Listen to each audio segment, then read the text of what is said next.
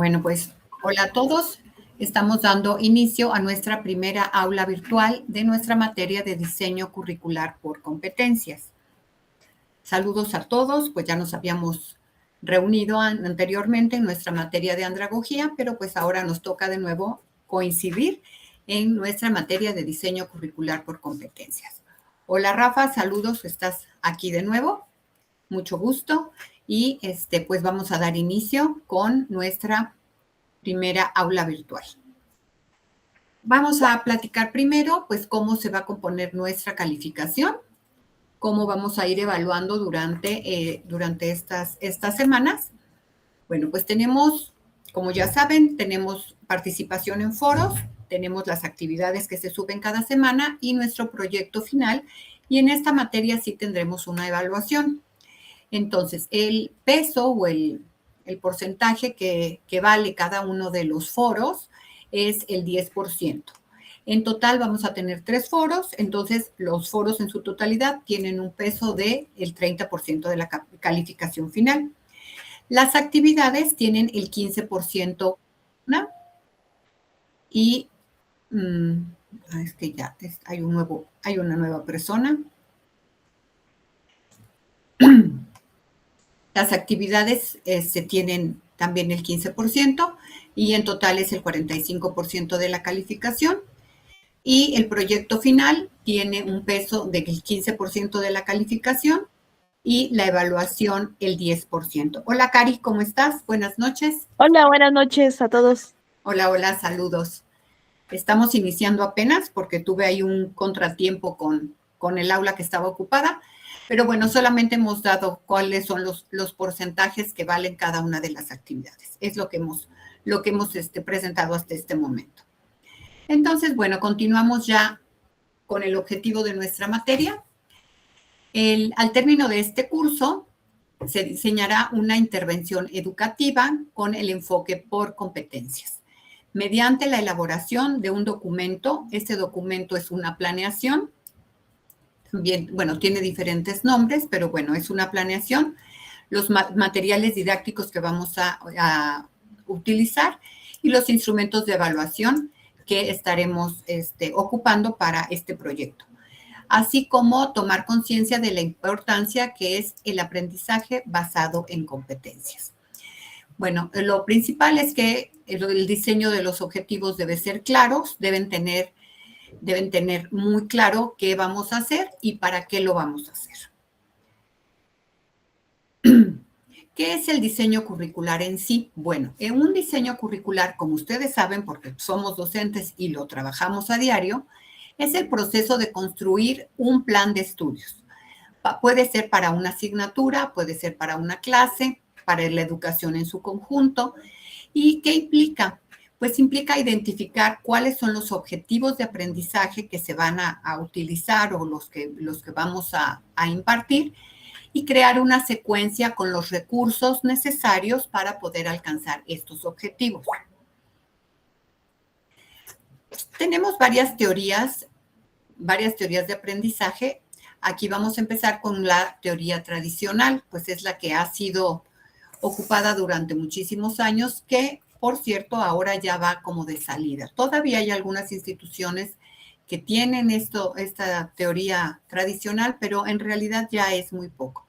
La nueva escuela mexicana, pues no trabaja con esto, que son la mayoría de las escuelas de nuestro país. Por lo tanto, pues esta teoría ya está cayendo en desuso. Pero bueno, es importante que la conozcamos. ¿Cuáles son las características de esta teoría tradicional? Sus características principales es que tiene énfasis en la transmisión del conocimiento del maestro al alumno. Es decir, el maestro es el poseedor del conocimiento y el alumno es el receptor. Está enfocado en la enseñanza, en lo que hace el profesor, no en el aprendizaje del alumno, no está enfocado en el alumno, sino en el profesor. Su estructura es muy rígida, las cosas ya están perfectamente diseñadas y se sigue esta estructura. La evaluación está centrada únicamente en resultados, no se toman en cuenta los procesos. La autoridad del docente es indiscutible, es el dueño de la verdad absoluta. En esta teoría del conocimiento tradicional, los conocimientos se dan de manera fragmentada. Es decir, pues por asignaturas, ¿no? O sea, como que no se hace una formación integral, sino que se hace fragmentada. El método es principalmente expositivo, la disciplina es muy estricta, como lo vemos en la foto, ¿no? O sea, como los niños bien sentados, bien portados, sin movimiento, simplemente escuchando lo que dice el profesor. Son las características principales de la teoría tradicional. Vamos ahora a qué es en sí el diseño curricular en esta teoría tradicional.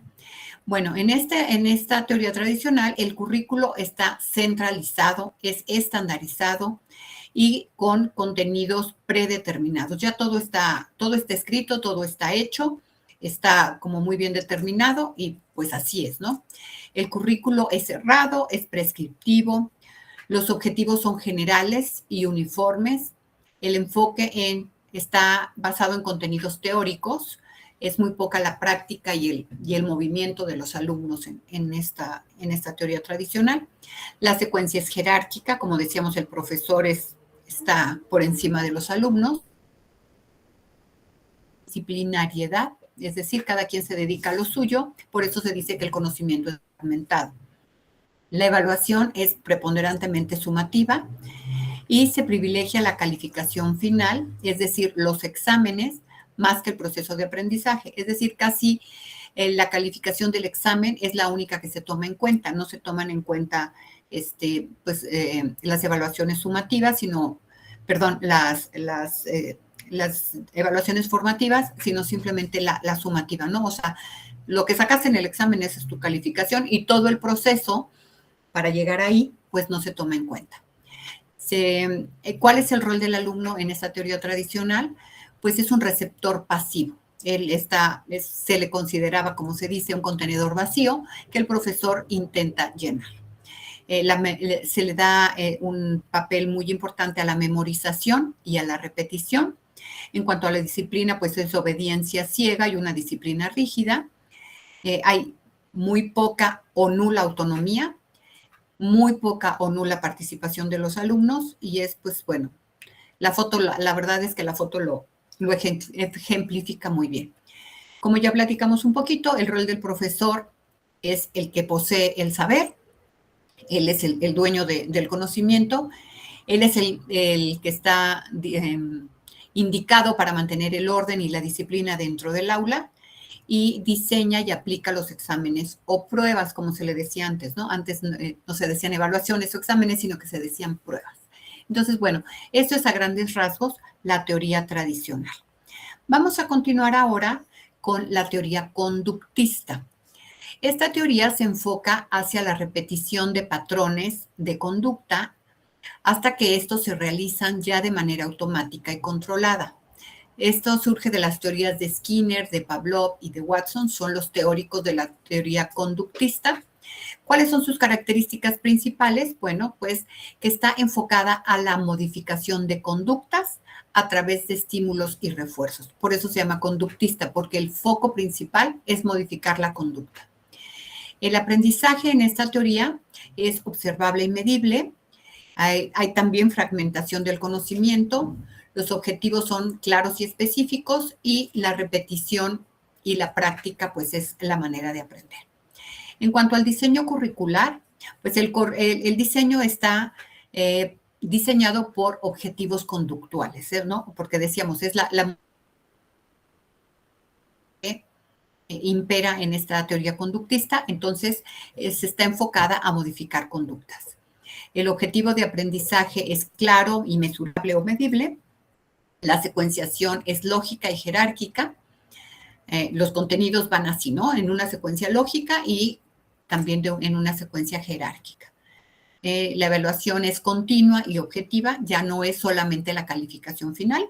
Aquí ya se empieza a ver una evaluación continua.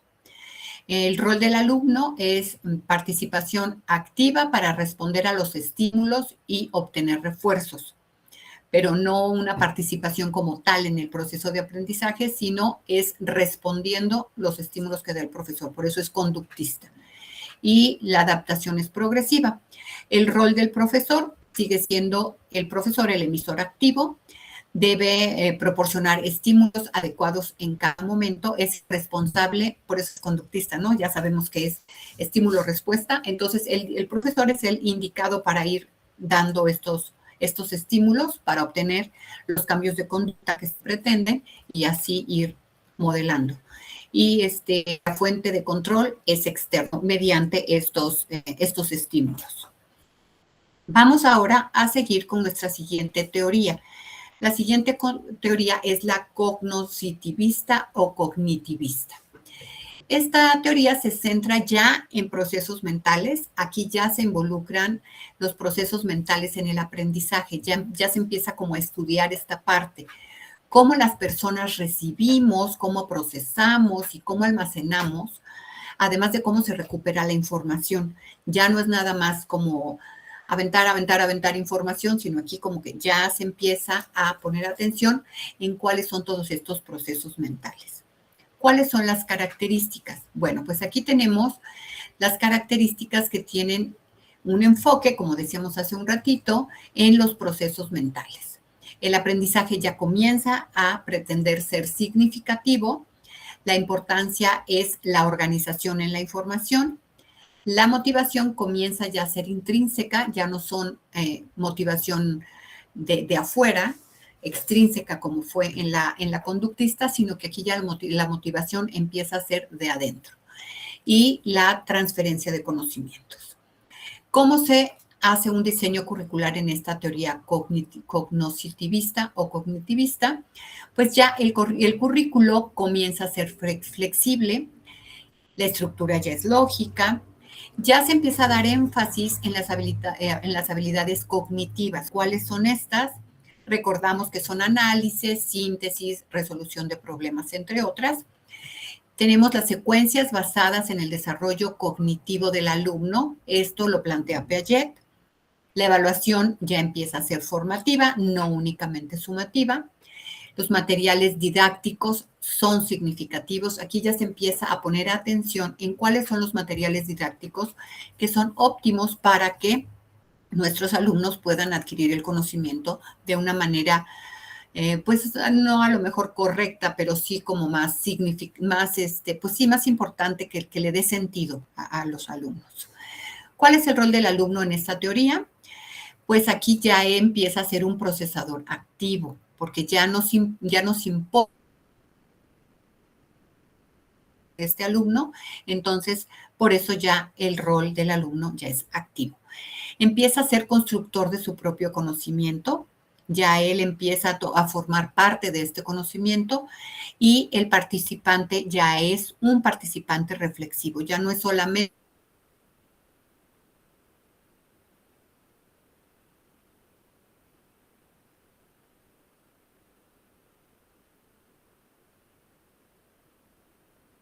del conocimiento.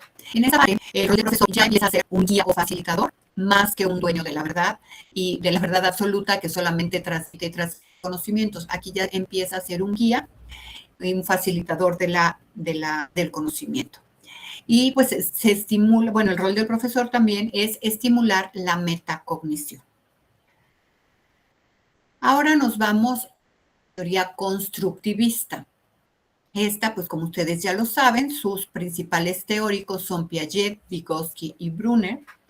En esta teoría constructivista, el alumno construye su propio conocimiento a partir de las experiencias previas. Aquí ya empezamos a tomar en cuenta las experiencias previas para de ahí partir, construir lo que se dice el andamiaje para ir construyendo nuestro propio conocimiento.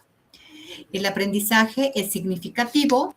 El conocimiento pretende que sea relevante para el alumno, que sea significativo y se relaciona con su vida. ¿Por qué? Pues para que sea significativo y relevante para el alumno, pues debe tener relación con su vida diaria, que es prácticamente lo que estamos haciendo ahora con la nueva escuela mexicana.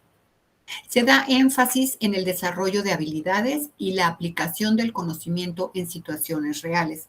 Es en mucho lo que hacíamos también en andragogía, ¿no? El tener en cuenta cuáles son las experiencias previas y el aprendizaje inmediato del conocimiento. Bueno, aquí es un poco eso. El diseño curricular, pues aquí ya se relaciona la teoría con la práctica, ya no es solamente recibir y recibir y recibir teoría, sino ya se pretende reflejar en la práctica y en algo que sea relevante en la vida diaria de los alumnos. Los proyectos deben ser ordenados, pretenden conectar intenciones con acciones y la estructura tiene una estructura ya en unidades didácticas, ya se va haciendo de otra manera. ¿Cuál es el rol del alumno en esta teoría constructivista? Pues es el protagonista. Aquí ya el protagonista de la teoría constructivista es el alumno, y es también colaborador, también es investigador y muchísimo más autónomo, ¿no? Aquí ya se pretende que el alumno sea la mayor parte del tiempo autónomo por el tipo de aprendizaje que está adquiriendo. El rol del docente, pues, es de guía, de facilitador del aprendizaje, no únicamente transmisor de la información. Y aquí ya la evaluación comienza a ser integral. Ahora nos vamos a la teoría humanista. La teoría humanista, pues, es la que estamos llevando a cabo ahora con la nueva escuela mexicana. ¿Cuáles son sus caracteres? Bueno, aquí los principales teóricos de esta teoría humanista son Rogers y Maslow, y está enfocado en la persona. Por eso se llama teoría humanista, porque está enfocado en la persona. La motivación es intrínseca, es decir, de adentro hacia afuera. Se genera un clima de confianza y de respeto para que el aprendizaje se dé de una mejor manera. Es comprender, afirmar y transformar el mundo y al propio sujeto. Entonces ya estamos aquí como englobando, como ya haciendo todo más integral. Aquí se pretende también ya, o se comienza a presentar el desarrollo del pensamiento crítico. En las otras teorías pues, no se daba como una especificación. Aquí en la teoría humanista, el pensamiento crítico ya comienza a ser una base importante. El desarrollo de las habilidades sociales como comunicación efectiva, ya también se empieza a tomar en cuenta esto de las habilidades sociales que en las otras teorías pues no se tomaba en cuenta, ¿no? O sea, estábamos como más centrados primero solamente en enviar información, después en que el alumno ya comience a hacer propio este conocimiento, pero aquí ya además de eso se integra el pensamiento crítico como tal, el desarrollo de las habilidades sociales, sobre todo de hacer una comunicación efectiva, énfasis en la resolución de conflictos y empezar es que sí, en esta teoría es donde ya se empieza a tomar en cuenta el reconocer y gestionar las emociones de los alumnos. En cuanto al diseño curricular en esta teoría humanista, pues el currículo es flexible, como está centrado en el estudiante, pues nos vamos enfocando a las necesidades, si no de cada uno, pero sí como, pues, por eso hacemos una evaluación diagnóstica, por eso vamos haciendo todo. Ya está realizado este diseño curricular, hacemos las adecuaciones curriculares porque lo vamos centrando en las necesidades reales de los alumnos.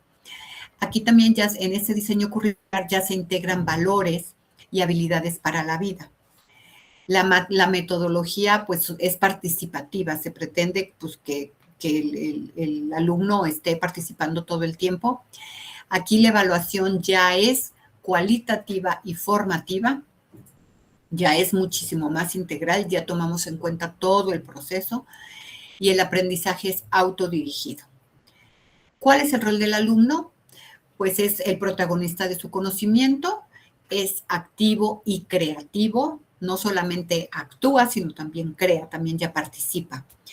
Y el rol del profesor, pues es también de facilitador del aprendizaje, orientador del aprendizaje, y es el generador de un clima de confianza. Como sabemos, pues ahorita es muy importante para nosotros como docentes generar un clima de confianza donde los alumnos se sientan pues relajados, ¿no? Se sientan con, pues valga la redundancia, con la confianza de dirigirse al profesor en cualquier tipo de dudas, por una parte, pero también con la confianza de participar con sus compañeros. El saber que se va a respetar, el saber que hay un clima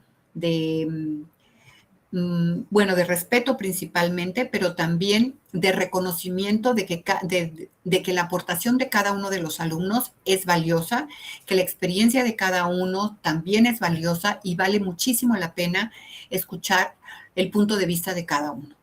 Y bueno, es el profesor en esta teoría humanista, es el promotor, de un desarrollo integral de los alumnos. ¿Hasta aquí hay algún comentario, alguna duda?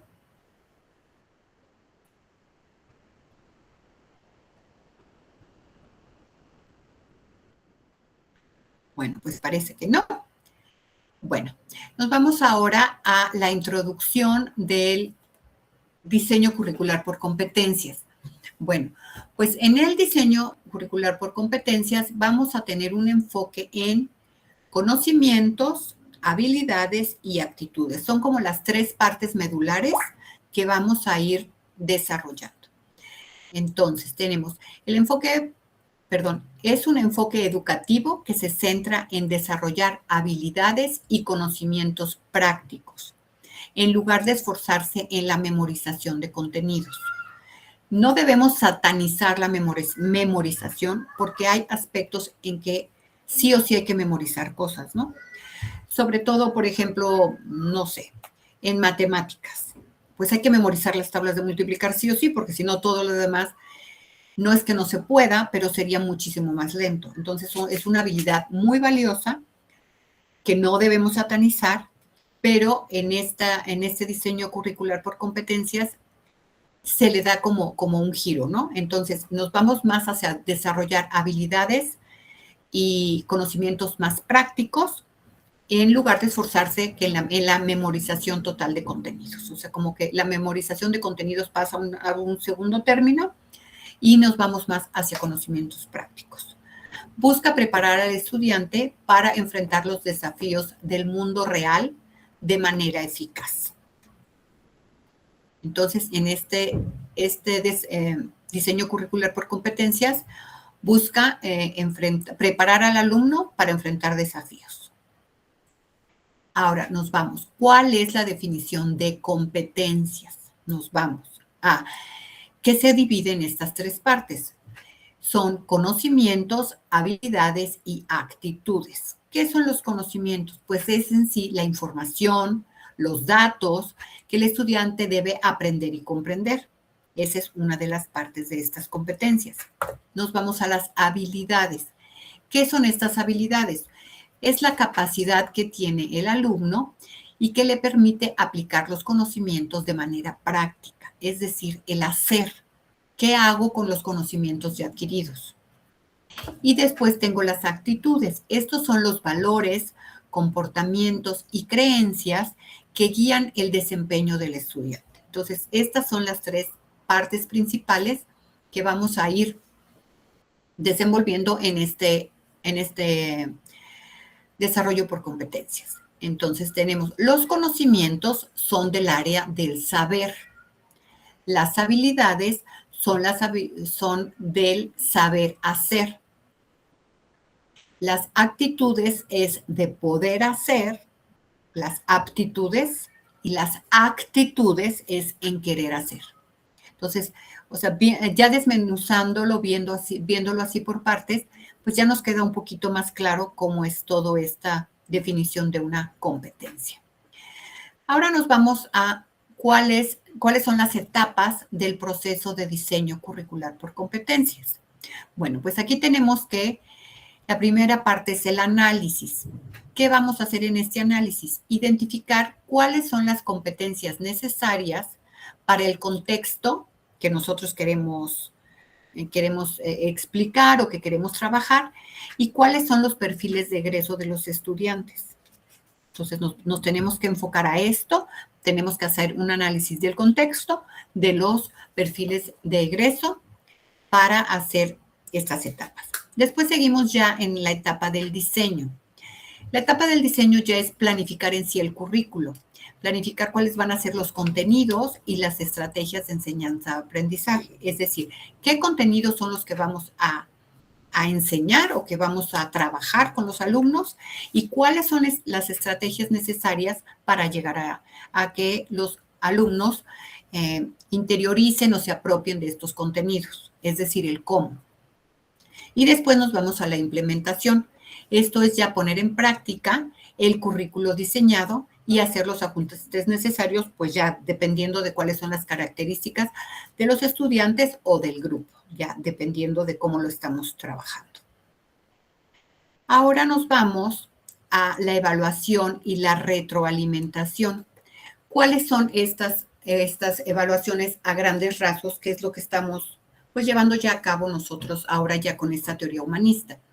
Pues la primera es la evaluación diagnóstica. ¿Cuál es esta evaluación diagnóstica? Pues es identificar el nivel de partida de los estudiantes. ¿De dónde estoy partiendo? ¿Desde dónde están mis alumnos? O sea, ¿sobre qué base estamos construyendo la siguiente parte del conocimiento, ¿no? Entonces es cómo vienen nuestros alumnos y así ya nos vamos. Después va la evaluación formativa. Esta monitorea el progreso y brinda retroalimentación durante el proceso de aprendizaje. Y finalmente la evaluación sumativa. Esta evalúa el logro de las competencias al final de un periodo de aprendizaje.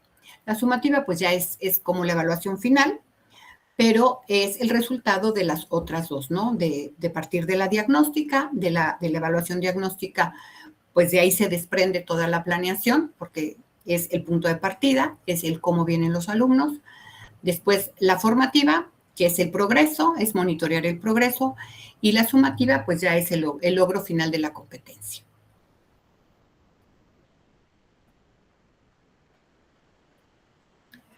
Ahora nos vamos a esta tablita.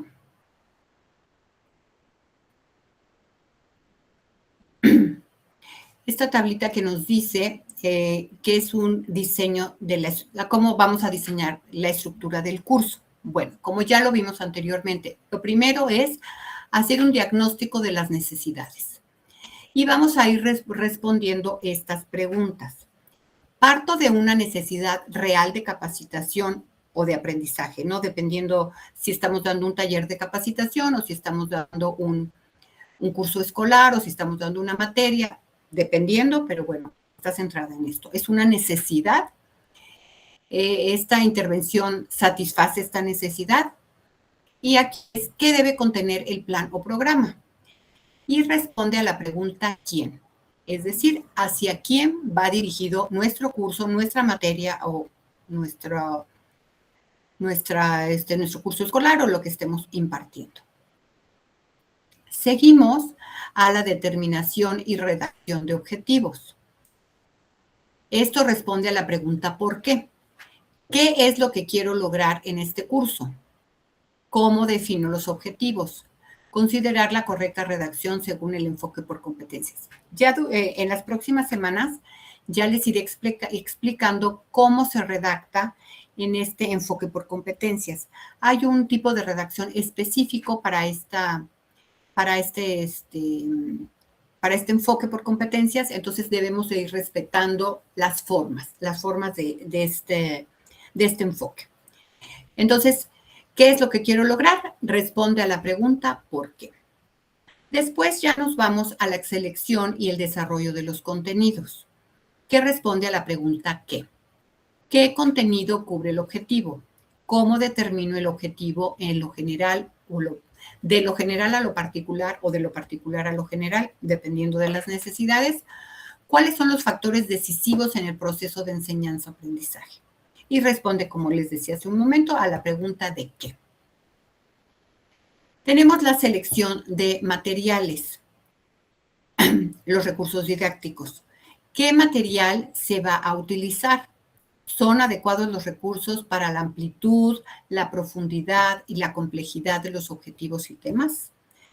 Como nosotros sabemos, en la docencia podemos dar un tema en primero de primaria y el mismo tema darlo en sexto de primaria, pero depende de la edad de los alumnos, de su madurez, es el grado y la complejidad que nosotros vamos a ir dando a lo mejor a la misma al mismo contenido, pero ya depende de la profundidad y la complejidad que vamos a ir imprimiendo, ¿no?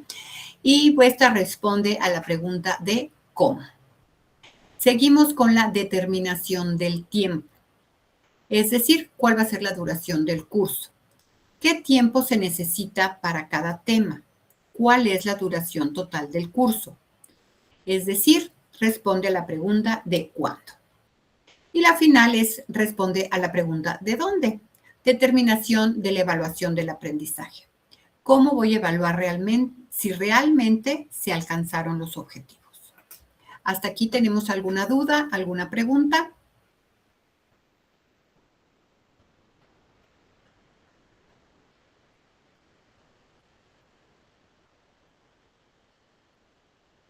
¿Alguna duda? Ok, perfecto. Muy bien, Rafa. Cualquier cosa, pues ahí me escribes si tienes algo que preguntar. ¿De acuerdo? Bueno, pues ahora nos vamos a la detección de necesidades. Esta es una etapa fundamental porque se definen las prioridades. Aquí vamos a ver, pues, qué es lo que se necesita hacer y cuál es la prioridad del planteamiento, ¿no?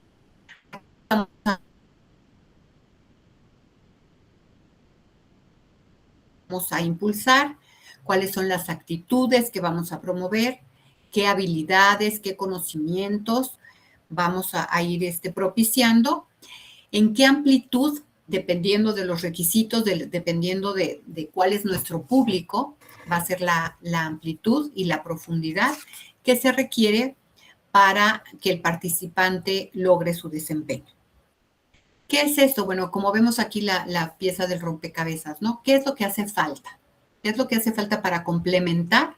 Y esta debe encajar perfectamente, es decir, debe ser perfectamente adecuada a las necesidades que vamos a detectar.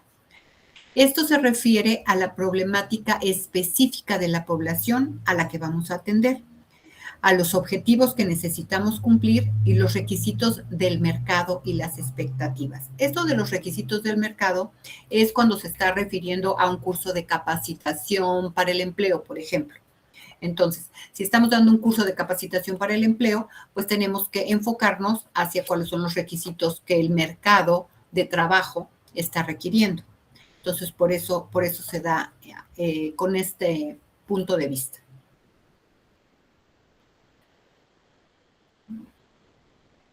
Bueno, vamos a definir quién es el destinatario del curso. Es decir, quiénes son nuestros alumnos. Estos son los destinatarios de nuestro curso. Si nuestros destinatarios son nuestros alumnos de primaria, pues bueno, ellos son los destinatarios del curso. Si son nuestros alumnos de bachillerato, si son alumnos de la universidad, de posgrado, en el caso que son ustedes. Entonces, debemos de tener la mayor cantidad de información de los destinatarios de nuestro grupo. ¿Para qué? De nuestro curso, perdón. ¿Para qué es tan importante esto? Para que le demos la relevancia, la profundidad y el enfoque que realmente necesita ese grupo de personas. Entonces, mientras más información tengamos de este grupo, pues más adecuado será nuestro curso, nuestra materia, nuestro curso escolar o nuestro curso de capacitación. Un grupo es un conjunto de personas que se reúnen con un objetivo común. En este caso, en educación, el objetivo común es el aprendizaje. Los destinatarios varían según las necesidades de conocimiento, de habilidades o actitudes según lo que se detecte. Entonces, este grupo, que es el conjunto de personas que desean adquirir un tipo de conocimiento, pues es el que varía según las necesidades o las habilidades que tengan. En los grupos de aprendizaje, cada individuo es diferente. Por ello, es muy importante conocer las características académicas, laborales, sociales y culturales que los distinguen y definir así el perfil del participante. Entonces, todos estos datos nos van a ayudar a definir el perfil del participante. Entonces, nos vamos a enfocar a pues todas estas características que nos en muchos casos nos los da la evaluación diagnóstica, ¿no? Porque nos da cuáles son las características académicas nosotros como docentes en nuestra evaluación diagnóstica, pues nos arroja toda esta información. En caso de que sean laborales, pues también tenemos que ver de qué manera podemos recabar la mayor información posible para que nuestro grupo, para que nuestro perfil del participante esté perfectamente definido. Y bueno, ¿cuál es el perfil de la población objetivo? Esto se los pido en el primer formato, en lo primero que les pedí para esta semana, es definir el perfil de la población objetivo. Como ya les comenté al principio, vamos a hacer un proyecto de intervención educativa y puede ser, ahora sí que puede ser para el grupo en el que ustedes imparten clases, puede ser lo que ustedes quieran, lo que ustedes se imaginen, puede estar dirigido, pero es muy importante que esté lo más completo posible. Entonces, ¿cuáles a ir como complementando en este perfil? Bueno, las primeras son las demográficas, perdón. Entonces, vamos a poner en este perfil, vamos a poner de qué edad son los alumnos, el sexo, es decir, cuántos son hombres, cuántos son mujeres, si todos son de nacionalidad mexicana, en el caso, no sé, de estar en una comunidad rural, se puede decir si las familias hablan español o no, o bueno, todo ese tipo de datos que son en sí demográficos, o de qué estado de la República son, si son comunidades rurales, si son comunidades de la ciudad, o todo ese tipo de información que nos puede aportar pues mucha información valiosa. En cuanto a lo socioeconómico, si estamos hablando de adultos, se dan rangos, no se piden en sí los montos de sueldos y eso porque pues se considera un poco agresivo. Entonces, se dan como rangos. Si estamos hablando de un curso de capacitación para el trabajo, se dan más o menos rangos de ingreso, ¿no? No sé, por decir un número, ¿no? Entre 5 y 10, entre 10 y 15, entre 15 y 20, o 25 y más, ¿no? Así más o menos. Si estamos también en la ocupación y hasta nivel educativo. Esto si estamos hablando de adultos. Si estamos hablando de niños, esta información socioeconómica, en términos generales, se obtiene de los padres de familia, más o menos para saber a qué grupo social pertenecen y poder enfocar nuestra información, el curso de capacitación o lo que estemos dando de manera adecuada. Después vamos a las psicográficas. ¿Cuáles son los estilos de vida en general? Tampoco es que les vayamos ahí a hacer un cuestionario exhaustivo, pero en términos generales es tener todo este tipo de información, ¿no? Estilos de vida, no sé, a lo mejor clase media, clase baja, clase media baja, clase media alta, no sé, como poner así en términos generales todos estos, ¿no? Los estilos de vida que se tienen, cuáles son los intereses, los gustos en general, ¿no? Pues si son un grupo de adolescentes, hacia dónde estén enfocados sus intereses y sus gustos, si es un grupo de niños pequeños de primaria o si es un grupo de adultos. ¿Cuáles son las inquietudes del grupo? ¿Cuáles son sus opiniones en términos generales, los valores, los conocimientos y habilidades previas? Esto sí ya enfocado hacia lo que vamos a impartir. Si es un curso de capacitación, si es una materia, ¿cuáles son las habilidades y conocimientos previos ya sobre el tema? Entonces, esto es lo que vamos a poner en el área específica de perfil de la población objetivo. Ok. Este es el formato que vamos a ocupar para esta primera semana. Este es un formato muestra. Ustedes pueden modificarlo si así lo desean, pero deben respetar todo lo que se está solicitando, ¿no? O sea, le pueden poner los colores que quieran, lo pueden poner bonito, grande, pequeño, como ustedes quieran, pero que tenga pues todos los requisitos que se están pidiendo, ¿no? Entonces, bueno, aquí dice al principio diseño curricular por competencias, semana 1. Este es el cuadro informativo del formato 1. Nombre del participante, ustedes. Aquí va su nombre. Vamos a hacer esta tabla sobre sobre los modelos de enseñanza desde el tradicional, el conductista, el cognoscitivista, el constructivista y el humanista.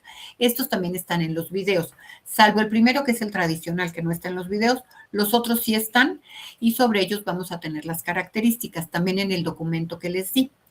Entonces, aquí vamos a poner cuáles son las características que ya se las di ahorita en nuestra reunión virtual. ¿Cuáles son las características del tradicional? En términos generales, está centrado en el profesor es el dueño de la verdad, el alumno es un recipiente vacío, en este caso, ¿no? En cuanto al diseño curricular, bueno, el diseño es rígido, ya está preestablecido, así me va llenando cada una de estos rubros. ¿De acuerdo? En cuanto, lo mismo sobre el conductista, lo mismo sobre el cognoscitivista, el constructivista y el humanista.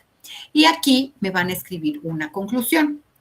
Ya no se los puse, pero en la conclusión me pueden, por favor, responder las 3 preguntas. ¿Qué aprendí?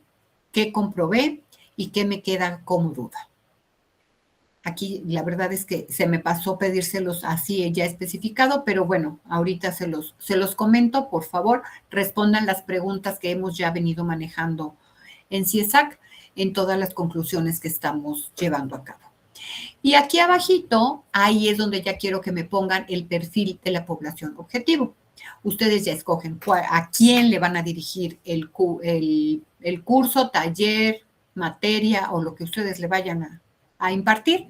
Y aquí nos vamos a dirigir a una población específica y vamos a recabar la mayor cantidad de datos que podamos. Lo que habíamos visto anteriormente en cuanto a datos demográficos, en cuanto a datos sociológicos, me parece que se llama, a ver, ahorita lo checamos, demográficos, socioeconómicos, psicográficas y las inquietudes. Bueno, aquí estilos de vida, intereses, gustos, inquietudes, opiniones, ¿no? Entonces son estos 3. Recabar la mayor cantidad de datos demográficos, la mayor cantidad de datos socioeconómicos y la mayor cantidad de datos psicográficos. Y esos los van a poner, por favor, aquí en esta parte del perfil de la población objetivo. ¿De acuerdo? Pues por mi parte, hasta aquí ya quedó nuestra presentación. No sé si tengan alguna duda o pregunta. Rafa, Cari.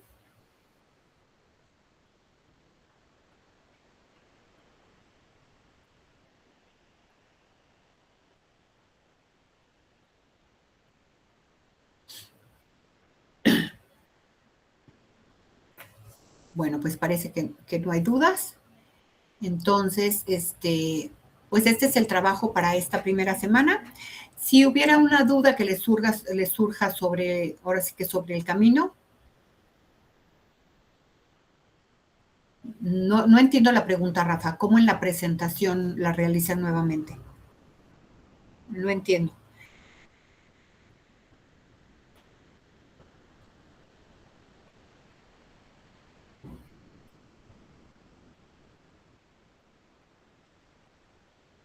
Para esta semana, lo que debemos hacer... ok. No, en la presentación, en el foro de presentación, ¿te refieres a eso? ¿En el foro de presentación?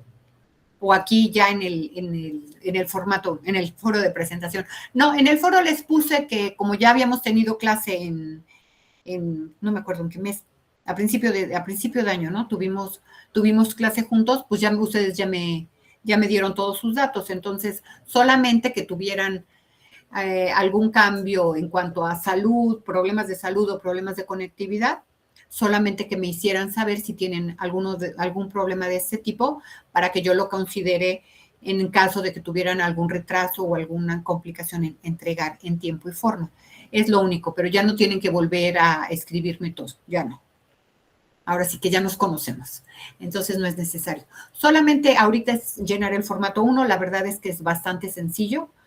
Estas teorías pues ya no las sabemos, entonces es nada más un tipo de recordatorio, es participar en el foro diciéndome cuál de estas teorías se apega a su práctica docente actual, que en teoría todos deberíamos estar sobre la humanista, pero pues luego hay ahí, luego se hacen como combinaciones, ¿no? O sea, sí tengo la humanista, pero también es un poco constructivista o es un poco cognitivista. Entonces, quiero que nos comenten, por eso que platiquemos todos, cuál es la teoría que más se adecua a su práctica docente y por qué. Entonces, nada más es que me platiquen eso, llenar este formato y finalmente escoger ya su población objetivo para que recabando la mayor cantidad de datos para ya tener el perfil de la población.